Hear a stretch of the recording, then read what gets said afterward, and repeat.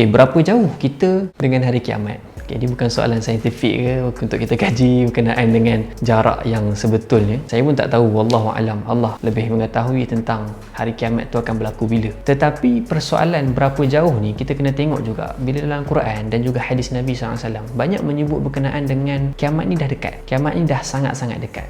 Dalam surah Taha pun Allah sebut inna sa'ata atiyatun akad ukhfiha litujza kullu nafsin bima tas'a. Hari kiamat ni dia sedang mendatangi kamu, akan mendatangi kamu dan dia sedang berjalan menuju kepada kamu. So itu zaman Nabi Musa tu Allah kata dekat Nabi Musa berkenaan dengan hari kiamat. Tapi jarak Nabi Musa dengan Nabi Muhammad SAW, kemudian jarak kepada kita, jarak tu sangat panjang. Kenapa daripada zaman berzaman lagi dah disebut hari kiamat tu dekat? Pemahaman yang kita boleh faham yang pertama ialah boleh jadi kerana kematian kita dekat. Sebab tak semua orang akan bertemu dengan hari kiamat, tapi semua orang akan bertemu dengan kematian. Kematian ialah kiamat untuk kita. Pemutus, kita tak boleh buat apa dah, tak ada keselamatan yang lain melainkan amal-amal yang kita lakukan selepas kita mati. Yang kedua ialah kita boleh faham juga dengan cara berapa besar event tu. Sebab cara kita ukur masa dia tidak semestinya berdasarkan masa, tapi berdasarkan event besar mana. Sebagai contoh, okay, saya lah contohnya. Saya contohnya sekarang ni kalau dalam pengajian tengah SEM. Tiba-tiba lecturer bagi tahu esok dalam tempoh 24 jam kita akan buat final exam. So kita macam, kita tak cukup masa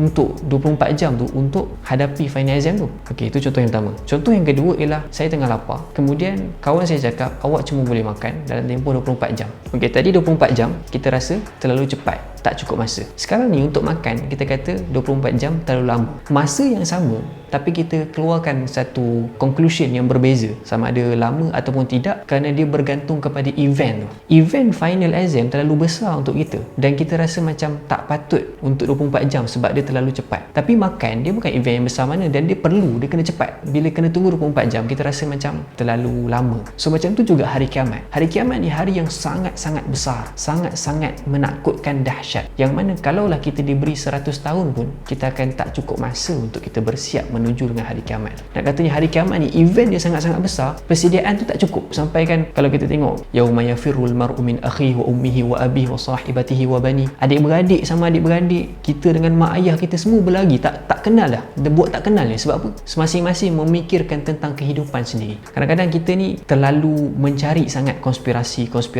di sebalik hari kiamat dan sebagainya sampai kita lupa untuk mempersiapkan diri nak menuju hari kiamat. Sebab mencari konspirasi itu bukan persediaan untuk jumpa hari kiamat. Persediaan untuk jumpa hari kiamat, untuk kita masuk pada hari kiamat ialah persediaan kita dengan secara baik lah. Maksudnya kita punya hubungan antara manusia dan Tuhan, kita kena jaga benda ni. Sebab kita akan bertemu dengan hari yang mana tak ada jaminan dah. Itulah antara maksud yang kita boleh faham berkenaan dengan berapa jauh kita dengan hari kiamat. Dan kita pun tak tahu kiamat tu datang bila. Macam exam tadi, at least kita tahu lagi 24 jam kan. Tapi kematian kita inilah something yang confirm. Suka ataupun tidak suka, kita akan mati. So prepare lah untuk mati. Sibukkan dengan perkara yang patut kita sibuk lah. Sebab kadang-kadang kita ni dekat dunia ni kita banyak sibukkan dengan perkara yang kita tak patut sibukkan. Bukan maksudnya kita tak payah bekerja dunia apa ni. Dunia yang baik akan menjadikan akhirat kita yang lebih baik.